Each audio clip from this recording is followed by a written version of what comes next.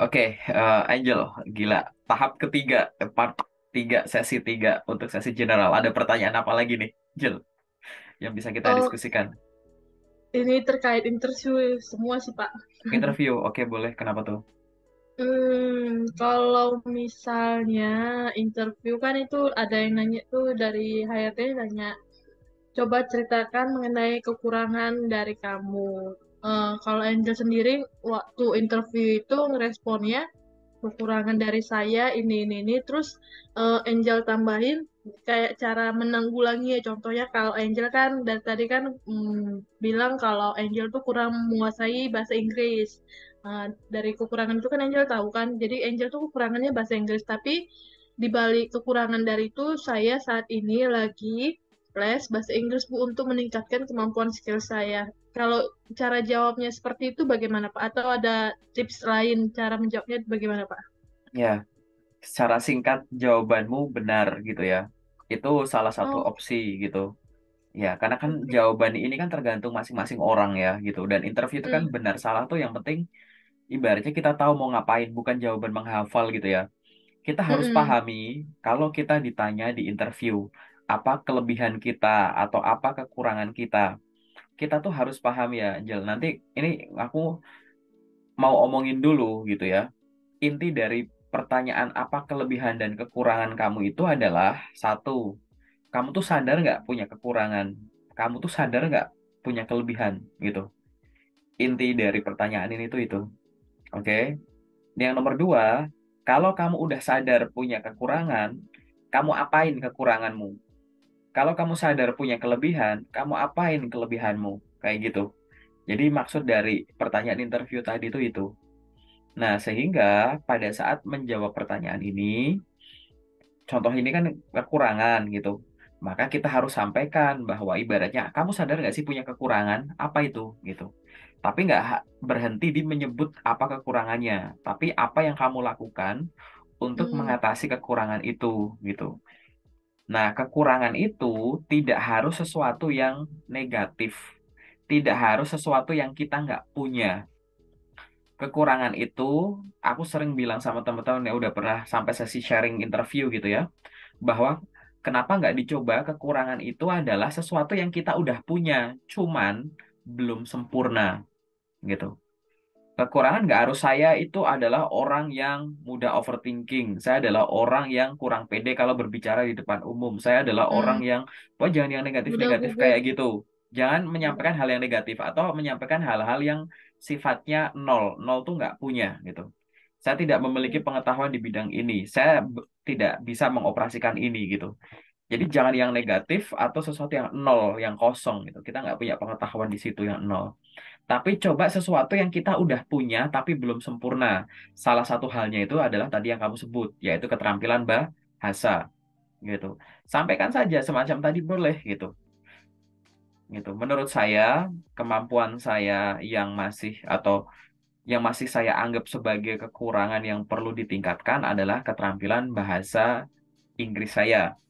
Saya mampu berkomunikasi menggunakan bahasa Inggris, namun masih pasif. Saya paham pada saat membaca artikel, mendengarkan lagu, atau berbicara dengan orang yang beliaunya mengucapkan menggunakan bahasa Inggris. Namun, saya belum dapat menjawab secara lancar menggunakan bahasa Inggris. Saya menyadari bahwa itu adalah ya suatu kekurangan yang harus saya tingkatkan gitu atau saya menyadari bahwa mampu berkomunikasi bahasa Inggris merupakan sesuatu yang dibutuhkan di zaman sekarang sehingga dari 3 bulan yang lalu saya berinisiatif untuk yang pertama saya mengikuti kursus bahasa Inggris yang saya ikuti tiap hari Senin, Selasa dan Rabu gitu. Di situ saya mengikuti kelas intensif untuk public speaking dan TOEFL. Selain itu, setiap harinya sebelum saya tidur, saya meluangkan waktu 1 jam untuk belajar bahasa Inggris. Biasanya saya belajar bahasa Inggrisnya itu dengan mendengarkan lagu sambil membaca liriknya, misal, atau membaca buku gitu. Udah, kamu sampaikan gitu aja nggak apa-apa gitu. Ini lebih elegan daripada kamu ngomong kekurangan saya orangnya pelupa sehingga saya bawa buku catatan kemana-mana. Saya orangnya kurang jago dalam menghitung dan apa matematis sehingga saya bawa kalkulator gitu-gitu. Itu sebenarnya sih nggak ada yang salah dengan jawaban itu, tapi itu jadi jawaban yang dihafal gitu. Ya, Hmm. setiap pertanyaan interview jangan harap kamu menghafal, karena kalau menghafal nanti yang keluar dari kamu tuh bukan kesan positif dari jawaban kamu, bukan kemampuan komunikasi kamu, tapi jadi kayak kelihatan jawaban template gitu, ya kan? Jadi kayak ini dibuat-buat nih gitu. Lalu gimana? Kita zoom out lagi, tidak hanya melihat dari pertanyaan apa kekurangan kamu, tapi kita zoom out dulu pada saat kita belajar pertanyaan interview, semua pertanyaan interview biasanya yang kamu ada akses di internet, pertanyaan yang sering muncul beserta jawabannya gitu ya. Nah, nanti silahkan diperbaiki cara belajarnya, jangan menghafal. Jangan kayak, oh kalau pertanyaan gini, jawabannya gini ya, jangan gitu. Tapi silahkan Hmm. pahami masing-masing pertanyaan, dan pada saat kamu berusaha untuk memahami satu pertanyaan, pertanyaan ini kamu berikan 5 pertanyaan. Aneh ya. Jadi kalau begitu kamu lihat pertanyaan interview, berikan 5 pertanyaan ke pertanyaan ini. Apa pertanyaan yang Nah, diberikan? Satu, kenapa itu ditanyakan? Misalkan kamu ada pertanyaan, aku mau belajar cara jawab, apa kekurangan kamu? Kamu harus mikir tuh, kenapa pertanyaan itu ditanyakan? Oke? Yang nomor dua, kalau aku menjawab pertanyaan itu, apa hal-hal yang boleh disampaikan? Oke? Yang nomor tiga, apa hal-hal yang tidak boleh disampaikan? Yang nomor empat, gimana ya cara aku jawab itu? Ya kan? Dan yang kelima, apakah cara jawabnya itu cuma kayak yang nomor empat tadi atau adakah alternatif jawaban? Atau khususnya kalau aku salah jawab nanti balikin ke jawaban yang benernya tuh gimana gitu. Kamu coba berpikir kritis ke arah sana, ke 5 poin tadi. Dan habis itu dipraktekin. Jadi kamu tahu gitu, apa sih maksud dari, kalau kamu tahu maksud gitu, kalau kamu tahu maksud, alternatif tuh banyak gitu. Contoh, ada orang jalan kaki, ya, jalan aja. Kamu nggak tahu maksudnya gitu. Oke. Kamu bingung akhirnya. Ini tuh jadi akhirnya template gitu. Jadi kayak kamu cuma nanya kemana situ gitu. Hanya sekedar permukaannya aja. Nanti kamu ya taunya ya template aja. Kamu ngikutin aja, ngikutin orang jalan ini. Yuk ikut gitu. Tapi kalau kamu paham kenapa orang itu jalan, kenapa arahnya ke sana, kenapa dia menuju ke sana, kenapa ngajak aku, kamu pertanyakan itu. Kamu mau ngapain jalan di sini? Enggak, aku mau ke rumahnya si ini. Nanti kamu akhirnya punya alternatif. Oh, ke rumahnya si hmm. itu bisa jalan lewat sini, bisa lewat sini, bisa lewat sana lebih dekat kan, itu ke situ ke kebun dulu baru ke sana. Kenapa nggak ke sana gitu. Jadi gitu. Kalau kamu tahu maksud dari suatu pertanyaan, maka di dalam otakmu itu nanti akan muncul alternatif jawaban banyak banget gitu.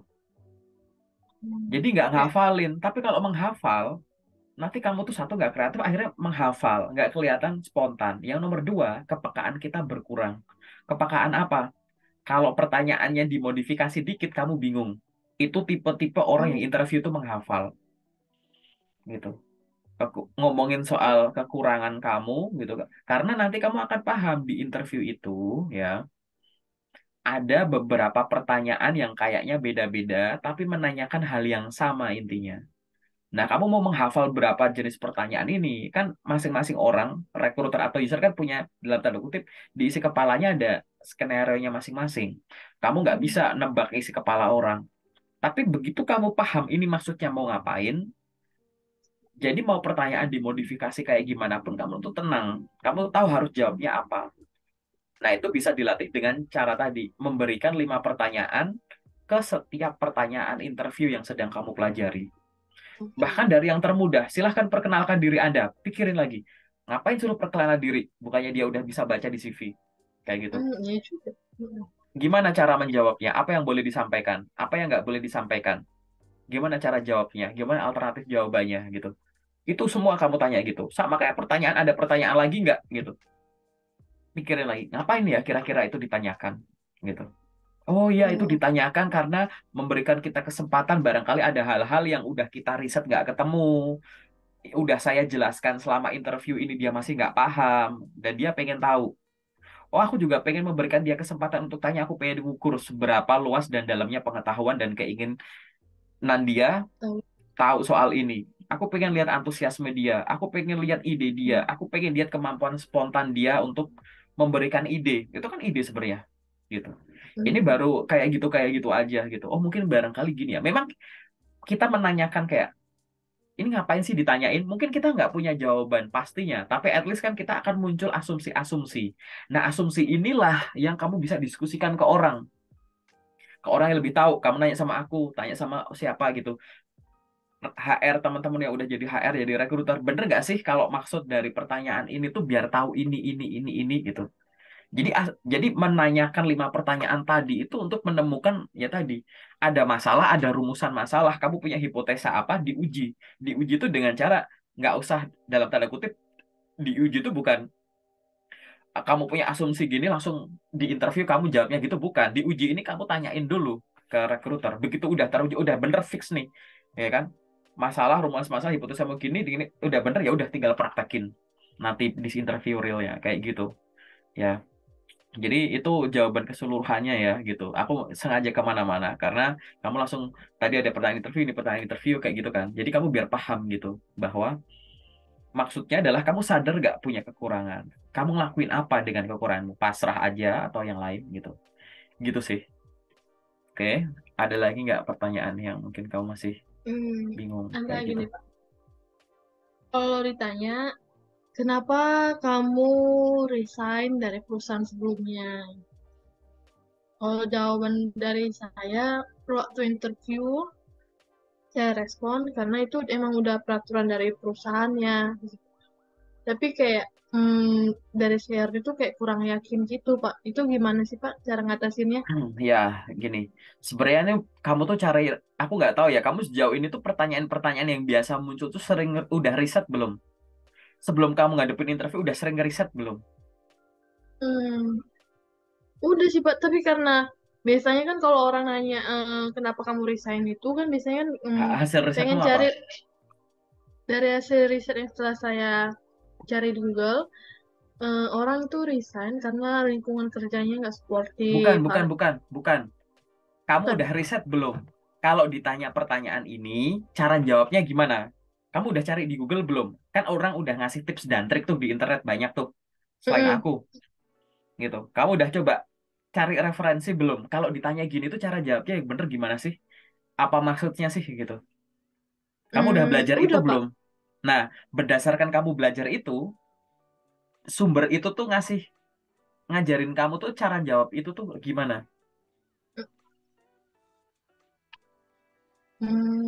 Dari yang saya riset, yang mencari tantangan baru, kemudian dia memang mencari lingkungan kerja yang kolaboratif. Udah, itu aja. Ada lagi nggak hasil risetmu? Itu aja sih, Pak. Oke, aku jawab dulu ya. Kamu kurang riset soal pertanyaan-pertanyaan interview gitu. Pertanyaan-pertanyaan ini kan basic-basic banget ya. Kamu browsing lah gitu. Di luar sana Oke, tuh siap, banyak Pak. banget orang-orang yang udah sharing gitu, ngasih ide. Nih loh, kalau ditanya gini jawabannya gini. Maksudku tuh nanti kita Hmm, uji gitu. Bener gak sih kalau ditanya gini tuh jawabnya gini gitu. Sebenarnya tadi poin-poinnya udah bener ya, tapi itu kayak terlalu sempit banget ya gitu. Bahwa alasan orang oke. resign tuh apa gitu. Nah, sejauh ini kalau kamu ditanya tadi aturan perusahaan. Jadi, menurut aturan perusahaan saya disuruh resign gitu. Iya, emang dari peraturan perusahaan awalnya untuk sampai bulan ini berakhir, udah segitu doang, Pak. Jadi saya menyampaikan kerjanya jujur gitu, Pak. Ya, Tanpa menyampaikannya gimana? Di, eh sebenarnya kan tadi kamu penyampaiannya adalah berdasarkan peraturan perusahaan gitu kan. Kan kesannya, mm, aku sorry ya, mungkin aku salah tangkap. Berdasarkan peraturan perusahaan kamu disuruh resign gitu. Bukan, atau yang bener tuh karena kontraknya udah habis gitu. Yang bener yang karena mana? kontraknya udah habis. Karena kontraknya udah habis, Pak. Lah, aku nggak tahu. Kamu yang realnya gimana? Terus waktu jawab realnya kemarin interview tuh ngomongnya karena kontraknya habis atau karena peraturan perusahaan? Iya, karena peraturan perusahaan kontraknya udah habis, makanya nggak diperpanjang, udah cukup sampai sini, Pak. Kamu bilang kontraknya habis nggak waktu Iya, di interview? sampai kontraknya habis, Pak. Ya, kalau habis kontrak ya nggak masalah ya. Karena tadi kalau kamu barusan jelasin ke aku di awal sebelum aku nyebut kata kontrak habis, kamu ngomongnya cuma ya karena peraturan perusahaan gitu. Ya kan aneh gitu. Mana ada peraturan perusahaan nyuruh orangnya resign? Hmm, Kayak gitu. Jangan-jangan kamu salah jawab tuh di sana. Nanti kita di sesi detail ya gitu. Jadi kalau oke, ditanya ditanya tadi, silahkan kamu riset dulu gitu. Maksudnya riset oke. tuh praktek, cari referensi dulu. Nonton channel YouTubeku juga nggak apa-apa. Barangkali kamu belum gitu ya. Tapi at least tadi aku sendiri pun gini. Biasanya kalau ada teman-teman yang sharing soal interview, aku suka nanya lah, kamu kemarin terakhir gimana jawabannya gitu. Nanti kita diskusiin Hmm, bareng tuh gitu. Oke. oke. Nah, gitu. Dari aku takutnya, aku nggak tahu benar atau enggak ya. Semoga benar bahwa kamu sudah menyampaikan bahwa tadi. Cuman maksudnya bener, kalau penyampaiannya salah tuh nangkepnya jadi salah gitu. Aku cuma tadi khawatir, Hmm, jangan kamu bilangnya karena peraturan perusahaan semacam itu gitu. Jadi kayak kamu nggak nyebut kata itu, padahal kamu boleh nyampaikan bahwa gitu. Saya bekerja di sini dengan sistem kontrak, Bu. Kontrak saya itu misalkan selama 6 bulan gitu. Dan pada saat kontrak saya berakhir, memang diinfokan bahwa kontrak saya tidak diperpanjang gitu. Ya udah nggak apa-apa gitu. Kalau memang realnya itu. Jadi tahu kan bedanya kontrak berakhir sama resign tahu kan? Kalau tahu tahu. resign itu keluar, kontrak berakhir itu ya udah end by agreement, bukan resign. Kamu nggak ngajuin surat resign gitu. Nah, makanya ditegasin lagi di situ gitu. Kan ditanya Hmm, apa pertanyaannya aku nggak tahu pada saat kamu di interview. Apa alasan kamu resign? Pertanyaannya itu atau apa alasan kamu keluar dari perusahaan? Kalau ditanyanya apa alasan kamu resign, kamu sampaikan, baik Bu, untuk pengalaman saya di perusahaan terakhir, saya tidak resign, namun itu memang karena kontrak berakhir dan tidak diperpanjang. Kan gitu, bener nggak? Gitu, iya, oke, gitu. Tapi kalau yang ditanya apa alasan kamu keluar, nah itu jawab macam-macam tuh. Kalau real PHK, sebut aja nggak apa-apa gitu, oh, gitu. oke. Sampaikan saja gitu, bahwa berdasarkan kondisi perusahaan saat ini, perusahaan mengambil keputusan untuk melakukan pemutusan hubungan kerja kepada banyak karyawan dari banyak departemen. Saya salah satu karyawan yang terkena PHK tersebut. Nggak apa-apa gitu.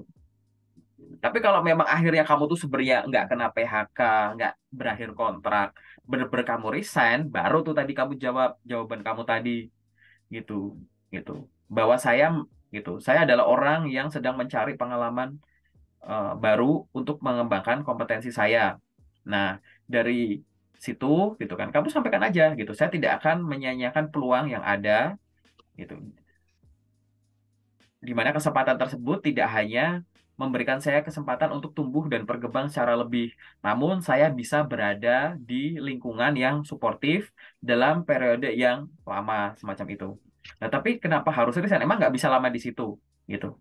Mungkin kamu bisa sampaikan, sampaikan bahwa saya di sini sistemnya masih kontrak, gitu, misalkan boleh sampaikan saja gitu. Saya masih kontrak dan beberapa waktu yang lalu saya sudah diskusi dengan atasan mungkin kamu boleh menyampaikan itu atau sama HR bahwa kemungkinan diperpanjang atau tidaknya masih belum ada kepastian semacam itu gitu. Sehingga saya memutuskan untuk setiap kesempatan yang ada gitu saya akan segera ambil dan saya melihat kesempatan itu peluang itu ada di perusahaan ini gitu boleh gitu. Oke, oh, oke. Jadi latihan ini tuh latihan ini nggak bisa ngarang jawabanku pun belum tentu benar loh gitu. Ngalirnya Hmm, itu loh gitu. Makanya pertanyaan tadi kita harus active listening, bener-bener kayak nyimak itu yang ditanya tuh alasan kamu resign atau alasan kamu keluar dari perusahaan. Terus apa yang keluar dari mulut tuh udah bener gak sih kayak gitu. Balik lagi ya, maksud kita bener penyampaiannya salah, jatuhnya bisa salah gitu. Maksudnya oke, nggak oke. nggak sesuai karena kan kita nggak tahu dalam tanda kutip isi kepala pendengar kita apa gitu ya Hmm, terhadap respon kita kayak gitu. Oke, oke. gitu. Hmm, oke, Oke, cukup, itu Pak. terkait dengan pertanyaan interview gitu. General. General Oke. dari sisi interview. Mungkin sebagai closing ya, aku sampaikan dulu ya. Kamu harus paham dan teman-teman yang mungkin yang nonton harus paham bahwa interview itu intinya adalah ada tiga. Ingin mengetahui, melengkapi, dan mengkoreksi. Mengetahui apa? Mengetahui informasi-informasi yang belum diketahui dari tahap sebelumnya. Oke. Nomor dua adalah melengkapi. Melengkapi apa? Melengkapi informasi yang kita udah punya, gitu. Kalau yang sebelumnya belum ada tuh misal dari CV belum tertulis, dari psikotes mungkin belum terukur, belum terlalu muncul. Pada saat interview disampaikan, gitu. Itu namanya mengetahui informasi hal yang baru. Nomor dua itu adalah melengkapi, yang melengkapi dari info-info yang dari tahap sebelumnya kita udah ada gitu. Itu. Dan yang nomor tiga adalah mengkoreksi. Mengkoreksi itu misalkan kita anggap tuh kamu tuh cocok ya, tapi ternyata kurang cocok. Atau sebelumnya kita anggap kamu tuh kurang kompeten, ternyata jadi dari sini kita udah anggap kamu gini, kita anggap gini, ternyata di interview persepsi kita soal kamu tuh beda gitu. Gitu. Jadi mengkoreksi kesimpulan kita terhadap atau penilaian kita terhadap kamu sampai dengan titik itu. Mungkin kita anggap kamu nggak mampu, ternyata sangat mampu. Tadinya nggak bisa, ternyata bisa. Tadinya yang taunya cuma basic, ternyata tahu dalam. Kayak gitu, kayak gitu. Oke. Jadi itu adalah tiga hal. Nah, interview itu bisa interview HR, bisa interview user. Interview HR akan lebih banyak menggali terkait dengan ya hubungan sama personality kamu, gitu ya. Kepribadian kamu, potensi akademik non akademik kamu, kondisi psikologi kamu mungkin, gitu kan. Pokoknya hubungannya sama potensi-potensi kamu lah, gitu. Nah, kalau interview user itu lebih banyak, lebih dominan akan nanya soal teknis kamu. Kalau aku user, aku interview kamu, yang aku pikirin tuh kayak kamu tuh cocok nggak di timku gitu. User itu kan atasan, baik atasan langsung atau atasan nggak langsung. Kamu tuh cocok nggak ada di timku gitu. Kamu kira-kira sejauh ini punya pengetahuan apa, punya pengalaman apa, udah bisa apa aja. Nanti kalau kamu bergabung di timku, kamu bisa ngikutin cara kerjaku nggak, kecepatan kerjaku nggak. Di timku udah ada sekian anggota. Kamu bisa berbaur nggak dengan mereka dan lain-lain gitu. Nah, gitu. Kamu cocok gak dengan budaya kepemimpinanku dan lain-lain, mungkin budaya dan lain-lain. Jadi, interview HR sama user tuh pada dasarnya interview yang beda. Dan interview HR sama user ini, walaupun dua ini beda, kadang ada irisan. Irisan tuh adalah ada yang di HR ditanyain, di user juga ditanyain lagi gitu. Jadi, biasa aja kayak gitu. Nah, kita nggak tahu pertanyaan itu akan bergerak ke arah mana. Karena interview itu bukan kuis. Kalau kuis tuh tanya satu pertanyaan, dijawab. Lanjut ke pertanyaan selanjutnya, dijawab. Nggak gitu. Terserah nanti mau next ke pertanyaan selanjutnya atau di situ digali terus dikulik terus kayak gitu. Nah, karena kita nggak tahu pertanyaan akan bergerak ke arah mana gitu ya, kita harus sadar gitu bahwa interview itu intinya kan penyampaian informasi secara lisan, ya kan? Itu interview kan penyampaian informasi secara lisan kayak gitu. Jadi kalau namanya penyampaian informasi secara lisan itu kamu harus menyiapkan dua hal. Apa? Satu informasi, dua penyampaian secara lisan. Jadi orang mau bersiap-siap belajar interview itu harus menyiapkan dua hal itu. Informasi itu Hmm. berkaitan dengan ya pengetahuan kamu gitu. Semua yang ada di otakmu, apa yang harus dilengkapi di dalam otak lah ibaratnya gitu. Terkait apa? Ya baca ulang CV-mu, riset soal perusahaan. Riset soal perusahaan itu bisa di websitenya, di sosmed, di media. Terus kamu riset soal pertanyaan-pertanyaan yang biasa muncul. Kamu riset soal posisi yang kamu lamar, tugas, tanggung jawab, wewenang, dan lain-lain gitu. Itu berupa informasi. Kelengkapan informasi ini harus ya kayak gitu. Jangan sampai ada pertanyaan yang harusnya kamu tahu malah nggak tahu. Itu baru unsur informasi. Tadi interview itu kan penyampaian informasi secara lisan. Itu adalah persiapan dari sisi informasi. Tapi ada juga dari sisi satunya penyampaian secara lisan, yang artinya belajar untuk interview kalau kamu cuma baca buku, baca artikel, baca koran, nonton konten itu nggak cukup gitu. Karena kamu Hmm. harus belajar dari sisi penyampaian secara lisan, yaitu apa praktek, praktek ngomong gitu. Silahkan ngomong sendiri, ngomong sama temen, ngomong sama siapa gitu. Itu biar kamu terlatih. Karena kalau secara umum cara biar jago interview itu ya meningkatkan jam terbang gitu. Tapi jangan lupa, interview tadi ada dua unsur ini. Siap materinya, siap dari sisi kemampuan komunikasi secara lisan. Jangan sampai salah satu atau dua-duanya nggak ada. Karena banyak orang ada kendala di dua poin ini. Dia jago ngomong, tapi materinya yang kurang menguasai, kurang riset. Akhirnya ya dia jago aja ngomong, tapi bernarasi. Ditanya apa, jawabnya apa, dia nggak sadar. Karena dia sangat menikmati ngomong. Gitu. Padahal itu sebenarnya cara dia ngeles karena dia memang jago ngomong, jadi ngeles ke sana sini. Padahal yang dengerin tahu, bukan itu poinnya yang pengen aku tahu gitu. Atau ini adalah ciri orang yang komunikasinya itu dilatih, materinya enggak, atau yang sebaliknya. Dia belajar materinya, oh kalau ditanya gini begini ya, terus gitu. Dia belajar ini itu tapi nggak belajar praktek. Nanti resikonya apa? Kalau ditanya, kamu tuh tahu mau ngomong apa, tapi nggak bisa ngomong. Belibet Mm-mm. lah gitu dan lain-lain kayak gitu. Biasanya kalau orang ngomong belibet kayak aku atau udah selesai interview kayak aku tuh tadi tadi paham loh harus ngomong apa, tapi aku bingung Betul, ngomongnya gimana gitu. Itu tipe-tipe bener orang Pak. yang kebanyakan belajar materinya tapi prakteknya kurang kayak gitu. Hmm. Atau yang malah Hmm. yang parah dua-duanya. Praktek ngomong kurang, riset juga kurang gitu. Nah, ini udah tuh. Itu dipertanyakan Hmm. lagi, serius nggak kamu buat ngelamar kerja gitu? Atau cuma modal semangat aja atau modal doa doang kayak gitu. Nah, itu yang harus dipahami gitu. Tetap inti dari interview itu tadi meningkatin jam terbang. Tapi ya tadi jam terbang untuk ngomong dan jam terbang untuk materinya ini kayak gitu. Hmm. Oke. Semoga cukup jelas Oke, ya. Masih ada lagi nggak pertanyaan di sesi general? cukup Pak. Oke, cukup ya. Kita masuk ke sesi detailnya ya.